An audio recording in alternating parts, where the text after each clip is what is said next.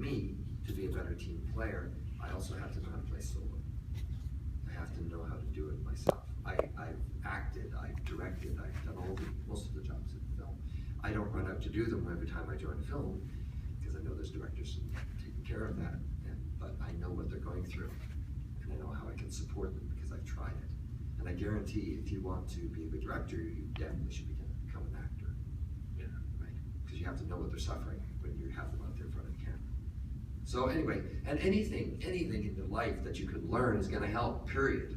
Right? Never stop learning. Never stop thirsting after new superpowers and abilities and stuff. And then you weave all that in, whatever it happens to be. So, did that answer it? Yes, that was a great introduction of yourselves. My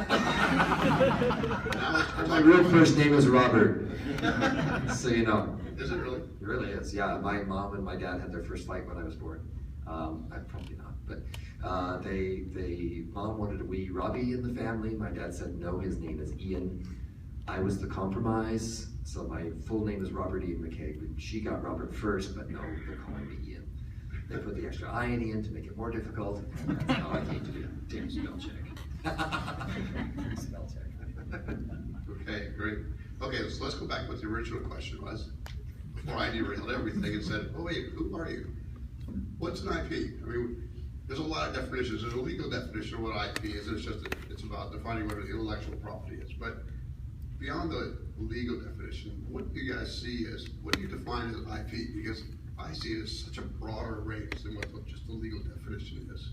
What's the legal definition? I knew you were going to ask me that.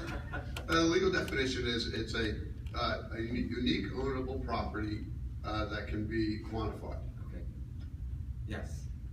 So there will be distinguishing things about it that makes it unique. Right. You can copyright it or trademark it or whatever. Okay. Yeah, I'll go with that.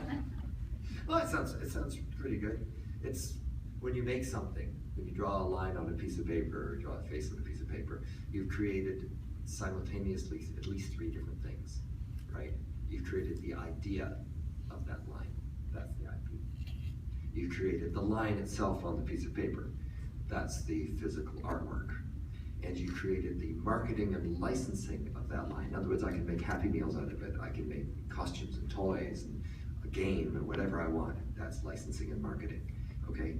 So, say you were gonna sell your idea to a film studio, you would charge each time for one of those things. And that's where we get stupid with the film industry and the games industry too, right? Right, but you have to remember that it's those separate things. You never wanna give away the IP. Right. So if you're illustrating a book, and you're having to come up with the characters that the author wrote about, you're designing the part of the IP of those characters. You're designing what they look like. Never give that away.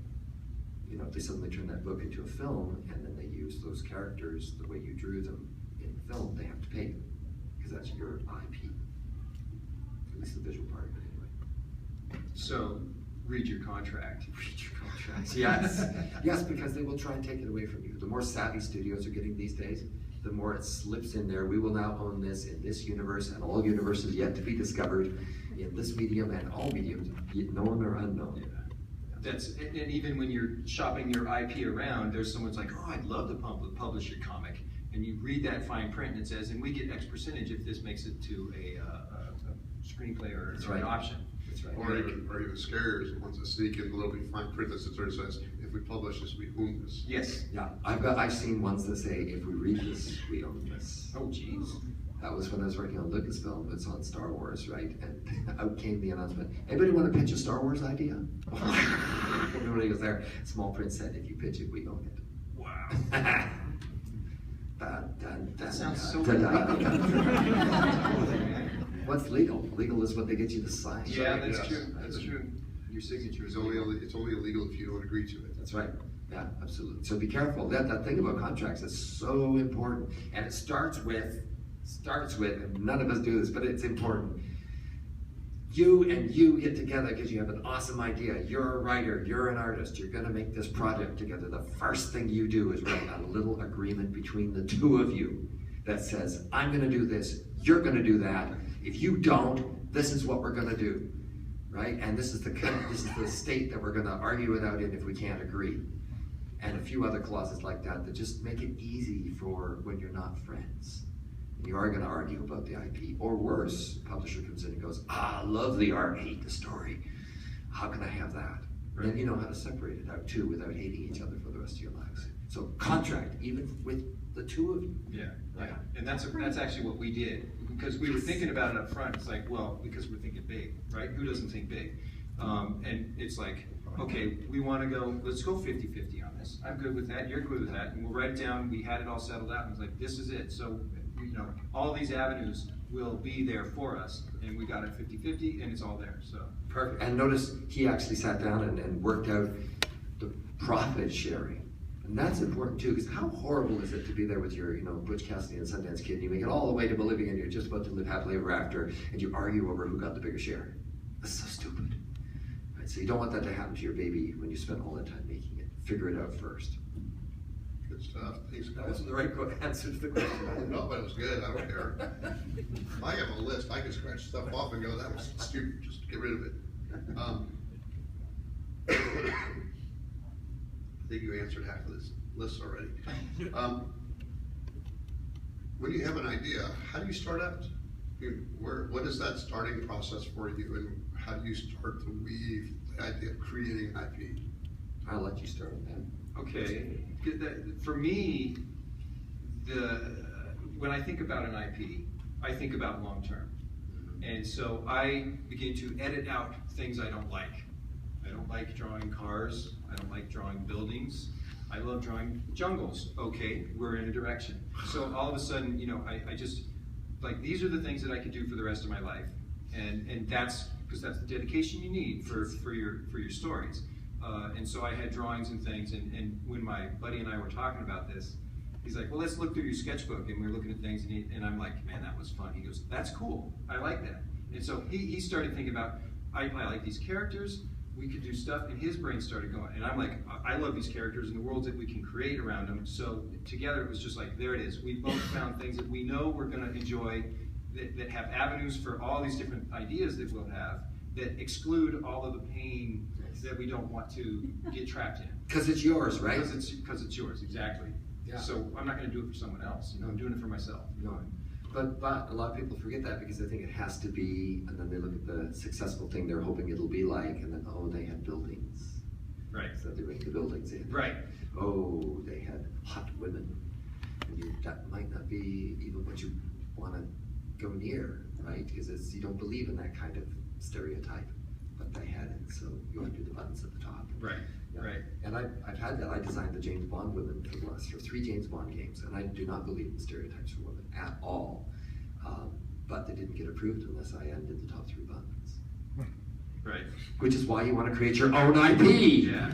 right? So you can do the things you believe in. Right, exactly. And love. Yeah, and love. Things that you'll be passionate about for a long time, because it's a long haul. 10 years, minimum. And then as for me, where I would start, I was wired so that everything comes from the word, comes from story. And stories can come from pictures too, but for me it was the word. I was a reader as a kid. I read Ray Bradbury, until images poured out of every orifice here, and I had to put them down on paper fast. Yeah. So I'd probably write something, and I would write down the things I was going to teach you in 5 minutes. Are you ready? This is how to write a story. Serious. It's stupid easy. And I would start here. All right. What genre is it? Just shout out. It doesn't matter. We're going to make one right now. What is it? Sci-fi. Woo! Good. How do we know? And then you come up with something that starts your story that lets the audience know they're in the right theater. They're not in the kissing movie next door. They're actually watching a sci-fi movie. Okay, great. About who? And then you choose. And that's where a lot of IPs go wrong, is they start building a world, which is fine. That's a world, not a story. Right. Right. And you were building a world, though, right? Right, we were, but that world was just, it actually stopped the second we started thinking about the story. Ah, right? Because it's about a character. The Yes. world is just the place it plays out in. And you think you need to stop and figure that all out first? Start with your character. What does the character want more than anything in the world? And more important, why do you want them to get it? Why is it so important? So there's a police chief, right? He's a good man. He's sworn to protect the people that he loves. And a man-eating shark comes in and starts eating them all. Wow, what's he gonna do? He's gonna stop the shark, duh! Do you want him to stop the shark? Yes. So you see, you're with him, and that's the engine that drives your story. Great. Throw some obstacles in front of it. What? He's afraid of the water. Awesome. He doesn't know how to kill a shark. Better. But he's a procrastinator. He has to go to the mayor and ask him, and then he has to go hire shark hunters and ask them. He never just picks up a gun and goes to try to kill the shark because he's scared out of his wits to do it himself.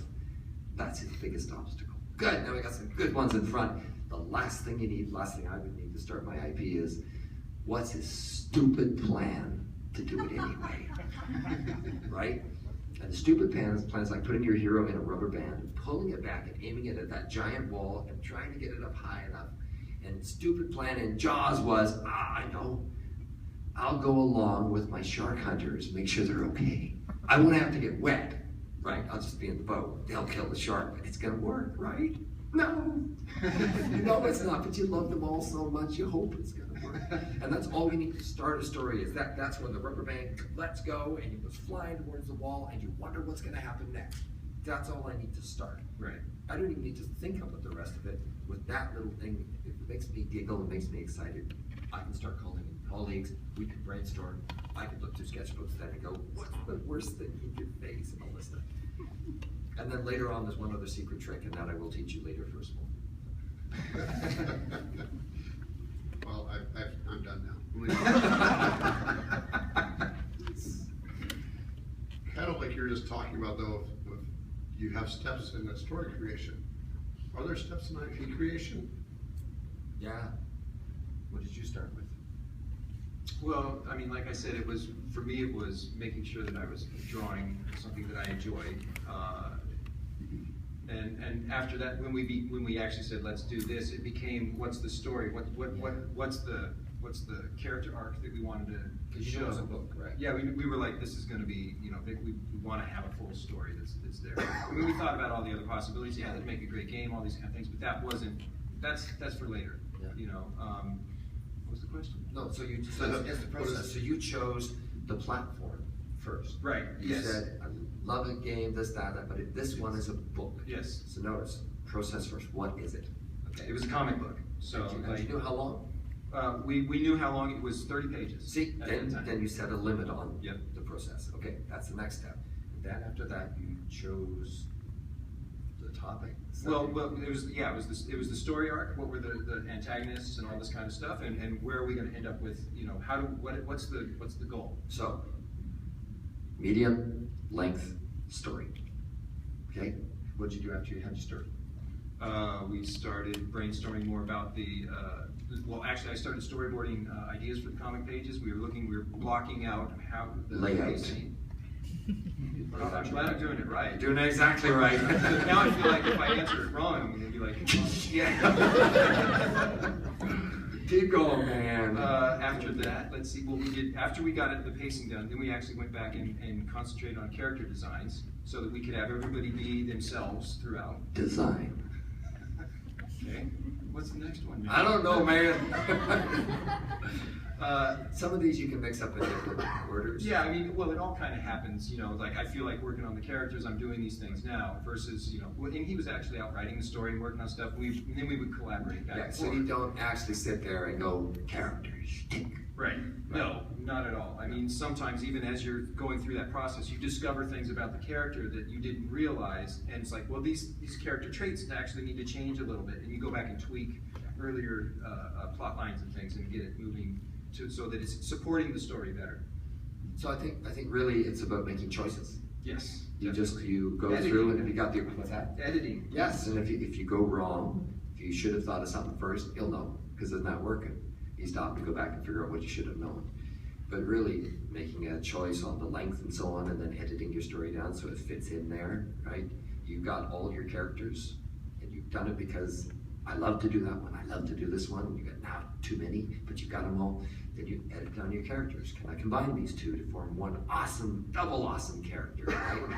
I've got these scenes, they're awesome, but can we make these two into this one? And can we eliminate that one entirely and build more suspense and stuff? So we call that wax on, wax off, okay? You saw the Karate Kids, you know what I'm talking about. You just overdo it and then you pull it back. Yeah, the constant pendulum swinging. So now you got that. You've got your content. What do you do? How did you talk to Jon? Well, so because this for me was taking a long time, I didn't talk to Jon until I was a full 3/4 of the way there. Because I knew, this is kind of sad, I knew about 3 years ago, at the pace I was going, I did the math, at the pages I was completing per year. You die. No, I was going to be alive. I was just going to be 72 by the time it finished. And so it was like time to stop with other freelance work, time to be serious. If you're going to do this, do it.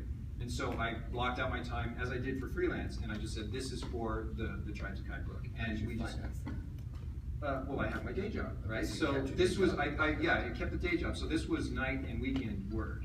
And it's tough on a family, it's tough on a relationship and all of those things, and you've got to make sure that you balance. I mean, it's really a delicate balance because, yeah, of course I love my wife, but she is so tired of these cats that I'm drawing, you know, and she's like, come on, let's go out to dinner, you know, or things like that. So I want to throw those other 2 points in there too. Finance. It's important. He figured out he's going to keep his day job, so he knew how to finance the project. If you run out of gas halfway in the Mad Max movie, you're dead, right? So you want to know how you're going to finance your project and get there. If it's not day job, it could be Kickstarter, it could be a kindly uncle, it could be whatever it is, but you've got to have the gas to get the project finished. Yeah, for sure. And then it's fitting it into your life is so important. How much time is it going to take? Quantify that, and then go talk to the person you love the most, and who you also owe time to, and negotiate, and figure it out, and see what will work. Right? That's all important. Very important. Awesome. And then you just finished it, and Jon said yes. Well, we had it basically ready. You know, every year at Comic-Con, we were like, oh, are we ready? Well, now then I've got, you know, there's at least a year and a half, so that we want it to be like, our goal is for Comic-Con 15. And so last year, we were pushing, we had everything, literally all story was done, all pages were blocked out. I finished painting all the way up to, you know, page 60, or not 60, it's page 50 something. So it was like, I know I can get these done on the pace I'm at. So we went to Jon, we went to a couple different people, Titan Books and a couple others, but knowing Jon for as long as I have, and knowing the quality of his books, and knowing what we wanted this book to be, which was, I don't want to say it's a vanity project, but I don't want it to be a cheap little book. I want this to be a hardcover, nice, oversized. This is how I've spent a lot of my time and effort in getting it there. I want it to be the way I want it to be. And Jon is of that mindset. You know, he loves the quality. And so when we talked to him, I knew Jon for a long time, but Lance, my writer, after we walked away from that, I was like kind of nervous. I was like, you know, so what do you think? He goes, how can we not go with him? He's perfect. And I'm like, yes, because Jon talked about, I don't own any of your IP. You know, these are the things. I want the quality. It's all about the artist doing what they want, because that gets you better art. And so it's like the philosophies that Jon has are exactly the philosophies that Lance and I have about what we're putting out there. So Jon, in this case, is the distributor. Right? If it was a film, he'd be 20th Century Fox or Paramount or whatever. And you have to be willing to walk away from anyone. I don't care if it's Steven Spielberg or whatever, or John Flasks or Tor Books or whatever. If it's the wrong fit, if you get a bad feeling about it, walk away. There's a gentleman in the room over there, Armand Cabrera, who's doing his Steam Pirates book, same sort of thing, where he did a project of passion and all the rest. Film studios came hammering after him once he showed the work at Comic-Con. Good venue. And they offered him an amazing deal and an amazing amount of money. They essentially would have taken the project away and changed it to whatever they wanted. He walked away from it. It's the same thing as that wasn't the right fit. You gotta have the courage to do that, because the right person is out there. You will find them. Go and find the things you love already, and find the people who made those or distributed those. That's the right person for you. There's one thing I want to say, though, within that regard. If you approach this concept, your IP, as something that you're willing to give away. That's different. That's different. Okay. That's bringing goods to market. Right. So that just reminded me of my friend Doug Tenaple, who did Earthworm Jim. To get a job, he was like, I'm just going to come up with the craziest character. It is my character, but it's like the sacrificial lamb.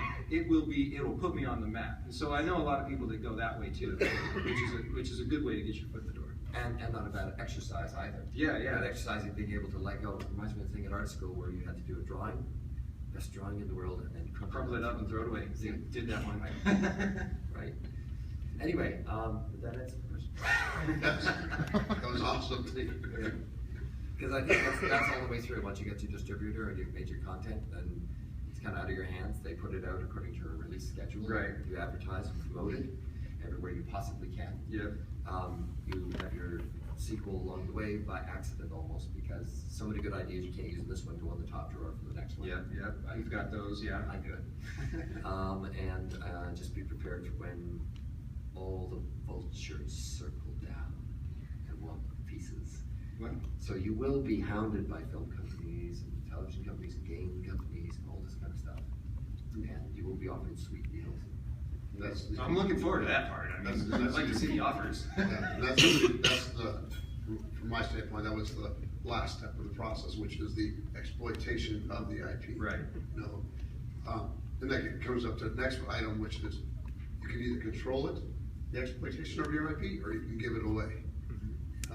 And so understanding that there's a lot of people who don't understand they have that power to make the decision, and often just give it away because they think that's the only recourse, and it isn't the only recourse. No. Because I still have my job, you know, and it has taken me a little bit of time to do this for the book, we've talked about the potential of just having someone else do the art of the book. Lance and I would collaborate on a story, you know, but it's our IP, and we pay an artist to do the book. Potentially, we could just do some comics, you know, that it's like we've created this world, and we can exploit it in the ways that we feel are more comfortable doing it, you know. Well, Jim Gurney did that with Dinotopia. Exactly, Right? yeah, A whole bunch of young adult novels came out. Jim did not write those. He shared that with everybody. I can't remember. I think he still did all the art for it because All the covers definitely. wasn't willing to let that go. But yeah, were there inside drawings on that too? I think there were And he did title pages or chapter headings, weren't there? It's been a while. I can't remember, but Jim does let things go. He had Sony Pictures optioned it for a long time, and we had a whole team. I was on that team where we sat and tried to turn that into a feature film, and that didn't work. So finally, it went to Hallmark in the end, and they did that television series. But you know, he was willing to let that piece of it go because he did want a big film, and that was the price to pay for it. It's harder to get something when the money gets up into the tens or hundreds of millions of dollars, because suddenly now people are less reluctant to just trust you to do your thing with it. Guarantees, that means they want to have final say on it and all that kind of stuff. So creative control is harder when it gets to be more expensive, which is why doing a book is the smartest darn thing you could ever do, because they're affordable and you can control it. And once you've controlled it and put it out there, you've branded it. Yeah, it's yours. And once you've branded it, it's harder for the movie companies to fuck with it. Sorry. To put it bluntly. Yes, sir. But again, if you find the right director, if you've made those relationships along the way, and they really understand what you're doing and they're in sync with it all, sometimes you can bring those partners aboard early on too. Arnold's finally done that. Ridley Scott is actually producing his movie. The director, Ridley's not directing, but the director is there learning as he writes his book what the book's going to be about. At one point, through enthusiasm, the director was telling him what to put in the book. And Armand, again, you have to be able to turn around to your director and say, out! Go wait outside. Right? But that's you. You've got to learn to be strong and learn to protect and learn what you're willing to share and what you're not willing to share. Yeah. But then it's kind of done, and the franchising, you decide how much to hold on to and how much to let go of, and find the right partners so you can do a bigger thing, and yeah, it can be pretty wonderful. And in a nutshell, that's how you make an IP. There you are. That's how you make an IP. Add water. And sweat and blood and tears. Gnashing of teeth. So during the development process or the execution of it or anything like that, what are the common pitfalls you guys see in that development process that could sit here and just sabotage where you're trying to get with your IP? Well, my pitfall was kind of fooling myself into thinking it's easy. I mean, That's a good one. You know, because anybody who's done a comic book, you start off, you're like, oh, the first 3 pages, I'm ready to go, and you're like, that's the first 3 pages, you haven't even done the credits yet. You know, there's so much more involved. So I realized after about 15 pages, which is just still barely into the story, that it was way bigger than I thought. And it was that need to be kind of like, I gotta be serious about this. Again, it did take me too long to do it, and I went through that phase a couple of different times, but as I advanced forward, I was like, okay, but it's getting better and better as I go, so the momentum was there. And it'll be shorter next time. Right. Because you were learning. That was Oh, totally, yeah. I had a script for a different version of The Sorcerer's Apprentice.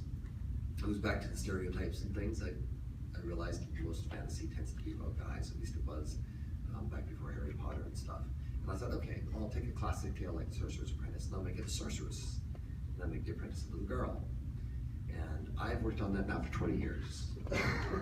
And the problem with a project that takes a long period of time, the biggest pitfall in the world is you are not the same person at the end of the week, let alone the year, and you want to write a different story. And if you're still writing that darn thing, you'll start to change it and edit it into this new thing.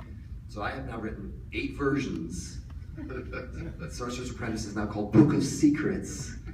As you saw, I presented it here a few years ago. It's now a modern urban fantasy instead of set in the Middle Ages like it was when I started. And the girl has strange parkour, paranormal powers. And Nice. yeah, it's nice now, but I realized finally after 20 years I had to let it go. I had to stop writing the story because I was really writing about my daughter. And as she grew up, the story, our relationship changed. And so the story had to change. And it's always going to change. It's going to keep changing. So I need to put that aside and write about something other than my kids. And I need to write a lot faster. So that's when I got the other 9 screenplays done. That's so funny because that's exactly what happened to our story. Our story did take essentially 20 years because the first nugget was that long ago. But in between there, it was published as a 30-page, like I said. It was a short for the Frazetta magazine, Frazetta Illustrated. It was like a heavy metal magazine. Yeah, that was our first time. Nice. So both of us, Lance had his son and I had my son, and we were like, we're proud fathers and we're young and we're like these, we're this kind of person. At that time, that's what the story arc was for the character. When we reapproached it, our kids are, mine's 23 or 22 now, and his is 19. And so it's like, we were different people. As we changed, we looked at the world different, all of these things that we had our characters doing, we're like, that's dumb, he shouldn't be doing that. And it's like, well, have him learn the way we learned. So the whole arc, it got deeper and richer because of our experiences that happened during that time. Yeah, or you could have had 3 IPs by now. Or we could have 3 IPs now. Exactly, yeah. So it can be a pitfall, it can be a plus. In my case, it was a pitfall because, why was it a pitfall? Because I lost the essence of why I started it. Right? It didn't matter. I even changed the sexes at one point, as if that wasn't important. It was the whole reason I took on the project. Now that doesn't mean that you can't lose the thing that makes you start the whole project, but lose it for good reason. And I lost it because I was bored writing the other characters. They're women again now, by the way. So anyway, that's maybe an important point, is to hold on to the essence. Remember what it is that makes you love it. I know Terry Gilliam is famous for saying that the Brazil script that he wrote. He wanted to make Brazil because he had a dream of a man in armor with wings flying over a sea of eyeballs. That's it. That is the whole reason he made this movie. Oh my God, that was the centerpiece of the movie right up until he was getting ready to shoot it. And he thought, that's dumb. He took it out. So sometimes catalysts are just that. It's not the movie, it's the thing that gets you going. Yeah. I know, when I was trying to take on writing more, there's a lot of resources out there for writers for everything from writing a book a month or do this or that, lots of different websites. There were support groups. Is there much out there for a resource as far as IP development, as far as groups or books or classes? Wow. I'm not familiar with much of anything, so I don't know. I smell a hole in the market. We should make one, my That's a friend. good idea. We'll be right back. No, not that I know of. I don't know any books on IP development that actually take you through all the steps. I know books on writing, really good books on writing, and on storytelling and movie making. But I don't know any on pure IP development that talk about everything like the franchising, finding a distributor. Right. No. I mean, my writer actually reads all those books about the storytelling, the movies, and all this kind of stuff. And so we had that, but we realized that it's down to your own investigation. You've got to make the effort to find out how to protect yourself, what this is, and make sure that you're not doing something that's already been done, or all of a sudden, whoops, you can't have that. It's been done in Star Wars or whatever it is.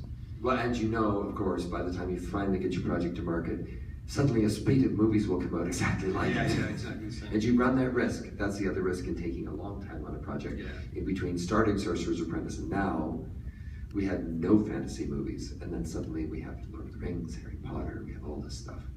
So yeah, it can change the landscape by the time you're finished. Yeah. That was the problem with John Carter, right? John Carter of Mars, Princess of Mars, that whole series begat Flash Gordon, begat even bits of Star Wars and Superman and things like that. By the time it came out, it just looked like an imitation, right? Oh, the irony. Ah, damn it. Daren, you actually brought up a good thing about protecting. What are some of the best ways to protect your IP? You get it copyrighted. You make sure that everything is. You do the research. You make sure that there's nothing out there that's similar, and if there is, investigate it to make sure that your differences are there. Because you don't want to be having any of those issues. If something happens on either end, How did you copyright it? Well, it was copyrighted as soon as it was published in the Frazetta magazine. So that Well, I know it was actually copyrighted the moment you wrote it. as soon as we wrote it, yes. You just have to be able to prove it. Yeah. That's the only thing. Yeah. So cheapest, simplest way to do that is the moment you're done your manuscript or your package, maybe with your images, you put it in an envelope Yeah. and you mail it to And yourself. it's got the official seal of the date. It's got a stamp, yeah, with the date stamp on it. And then at least if somebody says, hey, look, I've got an identical one, you can compare dates and see who thought of it first. And if you did first, it belongs to you. Okay. The other way with screenplays, and actually you can do it with anything, you can do it just a short story, is go to the Writers Guild of America West website, and for $20 you can register it with them. It doesn't protect you any more than mailing it to yourself, other than you can prove there it is in a library of copyrighted things. And the Writers Guild will step in on your behalf and help defend you. And lawyers' bills are pretty costly, so if they'll help do that, that's worth a lot. We actually did that part. And I'm remembering now, it's like, because it was so long ago, we actually did do that. Yeah, and they'll give you a number as well, and you put it on the front of your title page, WGAG, and then the number that they give you. Cool, good information. What about NDAs? Do you worry about NDAs? I mean, would you ever share any of your IP with anybody without having them sign an NDA? I just told you all about Sorcerer's Apprentice. I'm a blabbermouth. No, I love to tell people my stories, and I probably shouldn't. Right? I probably should get them to sign NDAs. I have NDAs. I've used them for projects that had to be protected because they weren't mine. I love the audience reaction to things. I love it when they smile. I love it when they don't, because it tells me stuff about my story. Yeah. And so I tell it to as many at the right time. I won't tell it when I'm writing it, because that's like an electrical charge. I don't want to discharge it. I want it all there in the page. But once I've got it down, hell yeah, I'll tell everybody. If I was to tell someone I suspected of stealing, like the head of a movie studio, for example, I would have them sign an NDA. If I was telling you guys, hell no.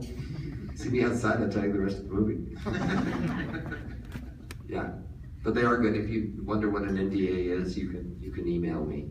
It's just go to my blog. There's an email address at the end. I'll send you an NDA, a blank one. They're pretty good. Cool.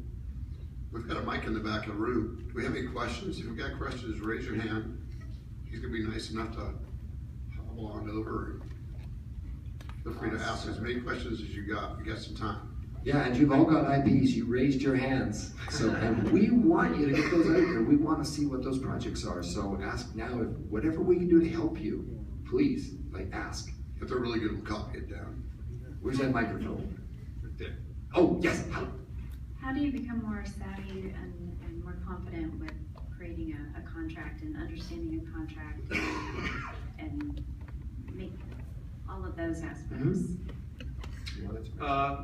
What we did was we looked at other contracts and we contacted people who we trusted. So it would be like, he's talking about giving you an NDA contract. Ian's a good guy. I would trust him. I'd look at that contract and think about, oh, this is how it's done. Compare it to other contracts. Compare it to other contracts. And make sure that you're reading it hate reading contracts, but luckily, my writer and I, we sit together and reread the thing, and we go over it, and I'm stupid about stuff. I'm like, what about this? He's like, no, it's covered over here. I'm like, okay, that's cool. So we haven't gone the lawyer route. I know some people who have, and that's not a bad way to go. So the lawyer route is? I don't have an agent, I have an attorney. I want someone to close my deals, not find me work, because I make the work. So when something's ready to be negotiated or contract's ready to be signed, my attorney steps in and she will make the contract. Now, remember, I think I said this to you earlier, learn all the parts so you know what you're doing. I can write a contract. I'm not a lawyer, but I have learned enough to know how to write a contract for most things, and I love them. But then I also love math and I love doing the dishes, so. A contract is a dance, okay? So I, Iain McCaig, who lives at this address, want to invite you, fill your name in here please, and your address, want to dance. We're going to do a salsa. We're not going to do a tango, we're not going to do a waltz, we're going to do a salsa. We're going to do it now, it's going to take 15 minutes, right? And we just go through and we say, well, okay, we're going to do the salsa, and what happens if I step on your toe? Well, then you're going to slap my face. That's okay with me, right? So we negotiate back and forth on the terms of the dance itself. And then we say, okay, what happens if you get sick and can't dance with me? Well, in that case, I am free to go ask somebody else. But you're okay with that. Then at the end, what happens if you're not okay with that? What happens if for some reason we decide to argue at the end of the dance because it didn't work out? I had bad breath, right? And you didn't expect that, and you want out. We've got to be able to take this somewhere for somebody to say, listen, guys, this is how you split it up. So you name a state, and you name a court of law, or you name an arbitrator who's going to help you figure it out. And then there's a few other little clauses, like what happens if a hurricane comes down and destroys the ballroom. If that happens, neither of us have to dance unless we want to, right? And you sign, I sign, I send you, we send like copies to each other, so we both have a copy, and we have a contract.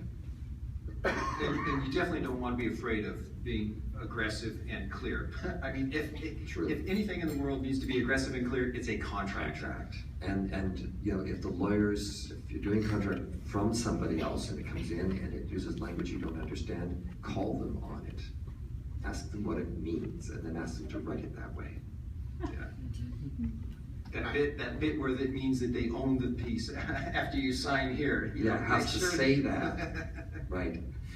And it's funny because just this is an aside, but in the film industry, back when I started, they didn't know anything about artist rights. They really didn't. And they don't understand that when you make that mark on a piece of paper, you own it. Truly, it is copyright and you own it. And they can't take it away from you. So they try, and they try, and they try, and they try. The contracts get bigger, bigger, bigger, bigger. And now they say, okay, we now own everything you do, every thought you've had. It's ours. That while you were working for us, no, some contracts really say this, right? And if we didn't, you agree you're going to give it to us anyway. Right. And if by law, you're still protected by something called droit moral, which is a French concept that no one artist will always have their work. You cannot take it away. You sign that away too.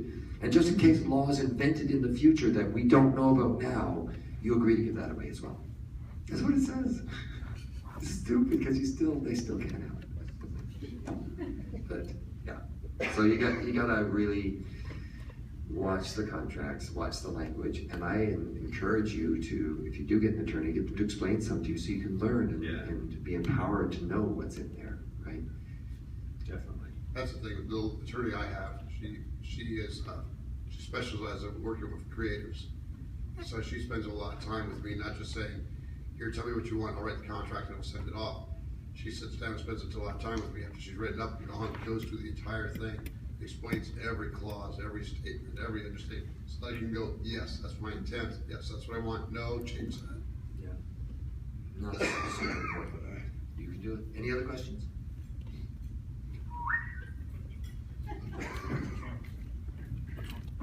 You're close to him. He put his hand up first. I don't know. What are your thoughts about, as you're developing an IP, slowly releasing it to the public via the internet, or saving it all till the end and then releasing it as a completed piece? That's like saying, do I prefer apple pie or large dark chocolate? apple pie. But you probably like dark chocolate. I do. There you are. So really, both are good, right? It just depends on the strategy you have for engaging your audience. So if you want to strip tease them, that's great. You release it as you go. If you want to come on like gangbusters and bowl them over, hang on to it. So watch carefully in the way they release movies. Watch the new Star Wars movie. See very carefully what they're actually doing. What have they actually showed you so far? They showed you a little round ball on top of a ball, and they showed you the Millennium Falcon, yay, it's back, and they showed you Chewbacca, boy, Harrison Ford's old, but yay, right? So they showed you stuff that makes you excited. What do you know about the story? Zero. Nothing, right? And so very carefully they bamboozled you into thinking they're giving you stuff. They haven't given you anything yet. Okay? And they love that because then you figure it out and jump in on social media and try and write it all in there for them and stuff. And they giggle, and every time you get too close to the answer, out comes a false rumor that they'll circulate. We used to love doing that. It was so fun. Oh, Leonardo DiCaprio is going to be Anakin Skywalker. See that one? Actually, he was, but you know, I couldn't think of a good example. So yeah, it just depends. Right, thanks. My question was basically his question, but so I'll go in a little bit of a different direction. But you know, my project's in its infancy, and I'm still learning things about design and such. And is there any danger in exposing the bones of your project and showing like your process iteration work and stuff like that, or is it better just to show the finalized thing To publishers and people like that? No, just like, you know, if you're posting to your, you know, where you post your art usually anyway. Like I'm working through a character design and it's showing like, oh, here's this iterations page I've been working on, you know. I could probably answer that because I am an unknown person. You've got known and unknown. And It's not that unknown, but we just met. The thing is, I guess that's true, it's not that unknown. I've been doing magic cards forever, so there's a certain amount of people that know me just from the magic art. So what I started to do is show them. They were seeing these pieces, so they're like, oh, you know, it's not magic, but it's Daren with like his art, that's cool, you're doing something new. So I took these pockets of people that sort of knew my stuff, and I just started to make sure that, like, it was out there just a little bit, you know. Again, it was about my pacing because it was taking so long. We just started throwing little nuggets out here and there, some imagery, some of the characters, people were like, wow, that's cool, I've never seen a cat centaur like that, that's neat. And so it got people interested. I got it, it's copyrighted. it's a good one. But it starts to build just enough interest and intrigue for people. So it begins to sort of like layer on top of itself. And we were spacing it out, we did the Kickstarter mainly just to pre-sell the book and to promote it. Smart. Because again, I'm just like this one guy who's doing magic art who's trying to do a comic. In the comic world, they don't know who I am yet. And so that whole thing is just building it up, so we've got it here, and then the Kickstarter happened, and all these people that, you know, I had friends and all these colleagues and stuff helping support it, they were putting it out there and reposting it and stuff, and it really became like, hey, it did gather some of that wave that was underneath it, and it helped push the Kickstarter way over what we were hoping for, and it was just like, okay, there, now that's solid, and then we got to keep the momentum going, you know, make sure we stay on track with everything we were doing. So that we didn't, you know, don't want to disappoint. You put that stuff out there, make sure you're going to deliver. Yep. So yeah, I think it's a smart thing to do, to have the people that you know and your colleagues seeing your work and helping you along, even giving you critiques every once in a while, or if you need that or want that. What he said. Totally agree. As for putting it out to the general public, be really, really careful when you do that, because anything you put out there can be taken. So they, DC, for example, even though the Joker is copywritten, when they brought out the one with Heath Ledger, nobody knew what the Joker looked like. Everyone's desperate to find out. They didn't show you. Instead, they left clues. They made it a campaign for people to figure out what the Joker looked like. There was a website that had, it was a picture of Aaron Eckhart as the mayor. Vote for this guy, but there was a little pixel missing and a little piece of white behind. And the more people that clicked in, more pieces fell off. And finally, they timed it, so it's just before the movie. Finally, it all drops off, and there's the Joker. But it's too late for you to steal it because the movie's ready, right? So you can do lots of things like that, but they would never have shown you that face at the beginning. Yeah. Anyone else? What do you think of the idea of selling out and doing something that would probably make money to build the capital to do what you actually want to work on later? That's a fair question. Yeah, it's an interesting one though, because it's energy that you're putting out there. So if you have the energy to do one that you know you're going to sell, like I said, my friend Doug who did Earthworm Jim, he had the energy. His goal was to get into a game studio, and here it is. Take this. I will be known for this design because this design is crazy and that's my style. And it worked exactly as he wanted it to. He got into that game studio. Earthworm Jim became big. There's like all these things. It was a cartoon. It was toys. All this stuff. He didn't have any of that. That was all from the game studio. But he started working with Disney. He started working on Cartoon Network. He started working with all these other people, and it was his launching pad. So if you have that energy, go ahead and create that sacrificial lamb. Just don't spend 10 to 20 years doing it. Yeah, that is not the way to do it. Yeah. It's got to be fast. It's got to be not throwaway because it's got to be good. You're representing yourself, but There's even, Lindsay, there's some times when you might want to do that just for the fun of the game. It's like when you go to play poker and you know you could lose your money, so you only take a certain amount, but you do play willingly. So I did that recently too when I was working on Star Wars, and they did throw it open to everybody to submit some stories. I had one, so I submitted it to them. And I know that I can't, if they say no, or we'll think about it, I can't take it and show it to anybody else because it's friggin' Star Wars. They own it. Right? Even if they don't say they own it, what am I going to do with C-3PO? Can't sell it to another studio. So I pitched it, and they bought it. But we can't do it for another 5 years. But it was fun. It was just gambling, and it may miss, and I didn't care. It was fun making it. that's cool. Have to be the last question. Last question.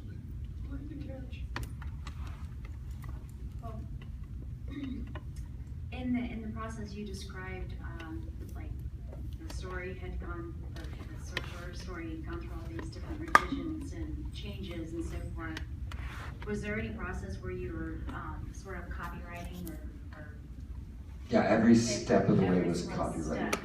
Every new draft I submitted to the Writers Guild again, and I had a new copyright from that. So $20 every single time.